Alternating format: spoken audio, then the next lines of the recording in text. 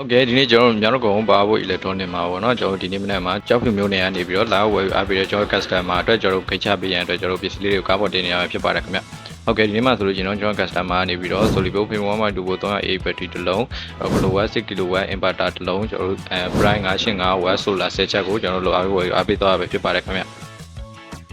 ဟုတ်ကဲ့ inverter ဒီမှာဆိုလို့ရှိရင်တော့ကျွန်တော်1.2 kW 1.5 kW 3.6 kW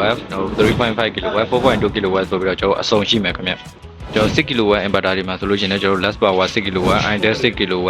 Sunny Solar 6.5 kW Roman 6 kW Global 6 kW ဆိုပြီးတော့အစုံရှိမှာခင်ဗျဟုတ်ကဲ့ battery ထဲမှာဆိုလို့ရှိရင်ကျွန်တော်25 volt 300ကျွန်တော်12.8 volt 100 AA 190 AA 300A ဆိုပြီးတော့ကျွန်တော် AA အစုံလေးရှိမှာခင်ဗျ 1.2 volt battery ထဲမှာဆိုလို့ရှိရင်ကျွန်တော် top 1.2 volt 300A ရှိမယ်ပြီးကြတော့ကျွန်တော် Solibo 1.2 volt 300A ရှိမယ် Roman 1.2 volt 200A ရှိမယ်ကျွန်တော် Shadow Sun ကျွန်တော် 1.2 volt 300A ရှိမယ်ခင်ဗျဟုတ်ကဲ့ကျွန်တော်လောအကြီးသုံးနေတဲ့သူတွေအတွက်ကျွန်တော်11 kW 12 kW တွေလည်းရှိပါမယ်ခင်ဗျာကျွန်တော်စီမှာအစုံရှိပါမယ်ခင်ဗျာဟုတ်ကဲ့မိတ်ဆွေတို့ဒီတွဲလေးတွေကိုကျွန်တော်ကြိုက်နေတဲ့လို့ဝယ်ယူအားပေးခြင်းနဲ့ဆိုလို့ရှိရင်တော့ကျွန်တော် Power Electronic ကိုလာရောက်ဝယ်ယူအားပေးဖို့ကျွန်တော်ကနေပြီးတော့ဖိတ်ခေါ်လိုက်ပါတယ်ခင်ဗျာအားလုံးသာပျော်ရွှင်သောနေ့ရက်လေးကိုပိုင်ဆိုင်နိုင်ကြပါစေခင်ဗျာ